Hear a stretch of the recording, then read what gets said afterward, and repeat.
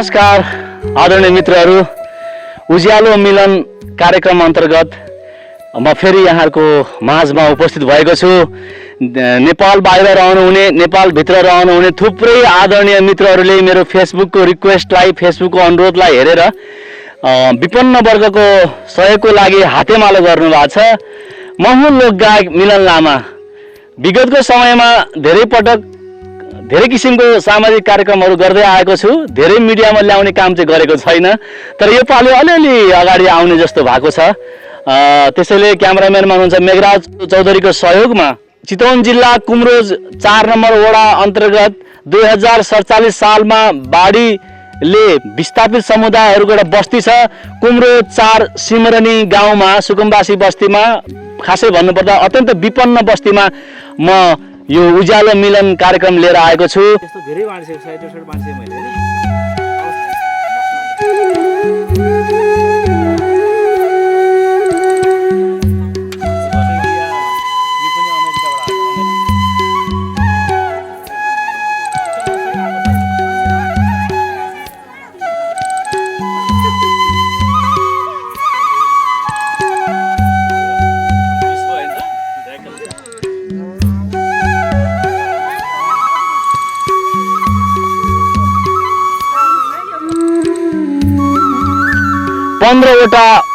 Solar बत्ती, एउटा सोलरबाट 4वटा बत्ती बल्छ। उहाँहरूको प्रतिक्रिया पनि म यहाँहरूको बिचमा राख्नेछु।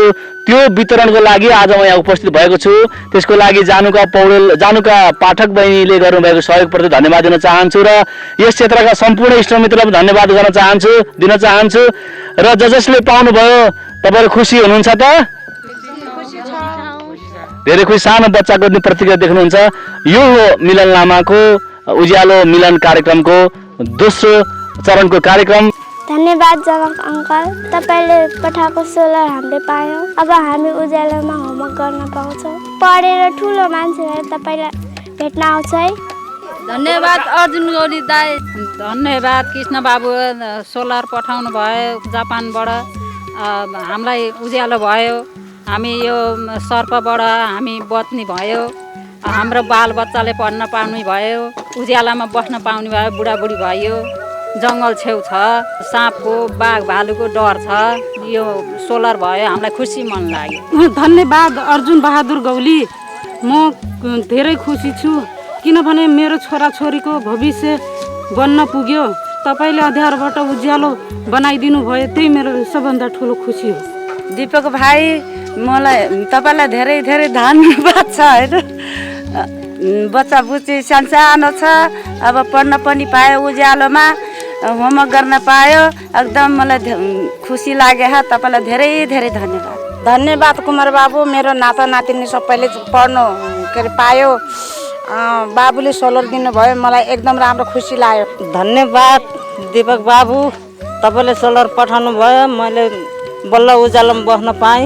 ल अर्जुन गौरी, तपाईँले दिनु भएको सोलर हामीले पायो, हामीले उज्यालो पायो। धन्यवाद अर्जुन गौरीको तर्फबाट हामीले धेरै खुसी भयो। यत्रो जङ्गलभित्र हामी बसेको थियौँ, हामीले उज्यालो पायो। ल गौरी गन्धको धन्यवाद। धन्यवाद कुमार बाबु, हामीलाई खुसी हुनुभयो, सोलर दिनुभयो हामी गरिबलाई। धन्यवाद। धन्यवाद अर्जुन भाइ, हामीलाई सोलर दिनुभयो। धन्यवाद दिपक भाइ है, उहाँले बोल्न सक्नुहुन्न कि त, अनि उहाँको तर्फबाट म बोल्दैछु। उहाँको नाम सुधा पर्जा र हजुरले त्यत्रो देश विदेशमा बस्नुभयो, हजुरले सोलर पठाउनु भयो मिलन भाइको हातमा। मिलन भाइले ल्याइदिनु भयो हामीलाई, मिलन भाइको हातमा हजुरले दिनुभयो र मिलन भाइले हामीलाई ल्याइदिनु भयो। तपाईँलाई मुरी धन्यवाद छ। धन्यवाद मिनु थापा दिदीलाई, तपाईँ हङकङमा बस्नु हुँदो रहेछ। उहाँ गएर धेरै दुःख गरेर तपाईँले आफ्नो सकेको कमाएको पैसाले तपाईँले हामी जस्तो गरिबलाई यसरी तपाईँले सोलरहरू वितरण गर्नुभयो। तपाईँलाई धेरै धन्यवाद। मेरो श्रीमानको पनि धेरै कमाइ नभएको कारणले मैले घरमा उज्यालो राख्न सकेको थिएन, तर तपाईँले यसरी वितरण गर्नुभएकोमा मैले आफ्नो घरमा उज्यालो राख्न सकेँ। तपाईँलाई धेरै धेरै धन्यवाद छ। मखमली बिकको चाहिँ बिचरो अलिकता बोल्नै सक्नु भएन, मैले भनिदिनु पर्ने भयो। न्युयोर्क अमेरिकावासी राजकुमार गुरुङज्यूलाई उहाँलाई धेरै धेरै धन्यवाद दिनु खोज्नु भएको छ। उहाँले अब बालबच्चाले चाहिँ उज्यालोमा होमवर्क गर्न पाउने भयो र सर्पको डर पनि नहुने भयो भन्नुभएको छ होइन त? हजुर तपाईँलाई खुसी लाग्छ? खुसी लाग्यो नि अब बत्ती छैन अब राजकुमार गुरुङ भाइले दिनुभएको धन्यवाद त भन्नुहोस्, धन्यवाद भन्नुहोस्। धन्यवाद। अर्जुन बाबु तपाईँले दिनुभयो, हामी जङ्गलको छेउमा थियौँ, डर थियो, सोलर दिनुभयो, धन्यवाद। ल मोहन बाबू सोलर दिएले धन्यवाद। हमारा जंगल तीरमबाट हूँ, सांप का डर, जानवर का डर, हमारे बाल बच्चा पढ़े पौलै जोर भेलै, हमारा एनहारम हलहूँ। ल धन्यवाद। यसपालिको उज्यालो मिलनको कार्यक्रम करिब करिब गाउँले उज्यालो हुने क्रममा छ।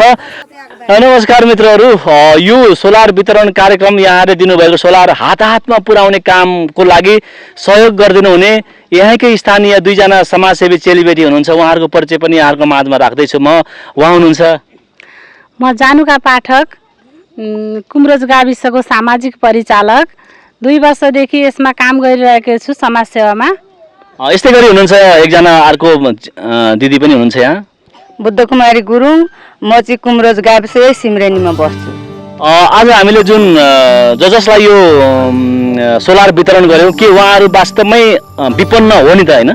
हो, एकदमै विपन्न वर्गमा हुनुहुन्छ उहाँहरू। मैले उहाँहरूको चाहिँ सबैको अति विपन्नको के अरे स्टडी गरेर नै यसमा यो सोलर वितरण कार्यक्रममा राखिएको हो।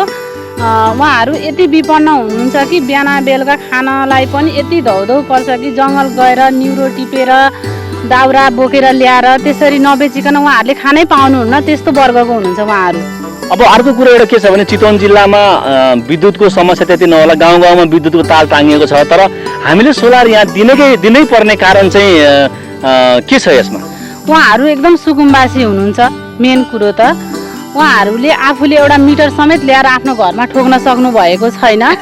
यसमै अब यही खुसी लाग्छ आदरणीय मित्रहरू, विद्युत तार भएर के गर्ने, त्यसमा भएको विद्युतलाई आफ्नो घरमा उज्यालोको रूपमा ल्याउन सक्दैन भने यही हो विपन्नता वास्तवमा। घर नजिकै हस्पिटल छ तर घरमा बसेर चिसो पानी तातो पानी तताएर पिइरहनु पर्छ, हस्पिटललाई पुलो हेरेर बस्नुपर्ने बाध्यता नेपालीको हो, किनभने खर्च छैन, आय स्रोत छैन। त्यसैले विद्युत त टाँगिएको छ चितवनमा धेरै ठाउँमा, तर धेरै घर यस्ता घर छन् जसको घर अगाडिबाट विद्युतको लाइन विस्तार भए पनि मिटर राखेर लाइन तान्न नसकेको ती विपन्न समुदायको लागि मिलन लामाको उज्यालो कार्यक्रम आउँछ आउँछ आउँछ आउँछ नआएर सुखै छैन। यहाँहरूको साथ चाहिन्छ। अब म यसै गरी बुद्ध चौधरीजीलाई अनुरोध गर्न चाहन्छु, जुन कुरो जानुकाजी र मैले कुरा गरेँ यो कुरो सत्य हो र तपाईँ यही स्थानीय हुनुहुन्छ? सत्य हो, किनकि एकदम निम्न स्तरको हामी भनेको सुकुम्बासी, कोही सुकुम्बासी हो, कोही बाढी पीडित हो, एकदम निम्न स्तरको हो, केही पनि छैन, एकदम गरिब छ, जङ्गल नजिकै छ। त्यो जङ्गलमा गएर निगुरो टिपेर ल्याएर खानु परेको छ। भुराभुरीलाई नपढाउन पढाउन सकेको छ राम्रोसँग, न खान दिन सकेको छ, न लाउन दिन सकेको छ, रोजगार नै छैन। त्यस कारणले म यही भन्न चाहन्छु। यो कार्यक्रम भनेपछि हामीले घाउ भएकै ठाउँमा मलम लगायौँ होइन त? हजुर, हस् धन्यवाद तपाईँ दुईजना चाहिँ सहयोगी चेलीबेटीहरूलाई। माया गरी भगवानले मिलनलाई साँचे त, माया गरी भगवानले मिलनलाई साँचे त, यस्तै सेवा गरिरहन्छु नमरी बाँचे त। माझी दाइ पोखरा फेवा तालको, लामाया साँच्चैको नलाम्भो ख्याल ख्यालको।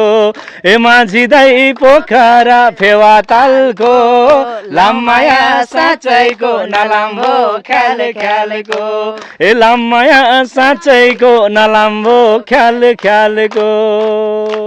ते फुल छैन रुख मात्रै ओ बेसारेको, मन छैन मुख मात्रै, लालु पाते फुल छैन रुख मात्रै, यो मिलनको मन छैन मुख मात्रै, यो मिलनको मन छैन मुख मात्रै। मन छ है फेरि भए धागो द गाडने जर्खामा, सिमसिम पानी बर्खामा भए धागो दागा डाने चर्खामा गालाको मासु गालैमा सुक्यो बेमानी आङ्गीले गर्दामा लसो आइन बा ओके नास्याङ हिम बाबा यस्तै रमाइलो पनि गर्दै गर्दै समाजसेवा गर्नुको मजा छुट्टै आउँछ। आजलाई यो समाजसेवा र रमाइलो कार्यक्रम यहीँ टुङ्ग्याउन चाहन्छु। फेरि भेटौँला इष्टमित्र। नमस्ते सबैलाई, नमस्ते नमस्ते नमस्ते।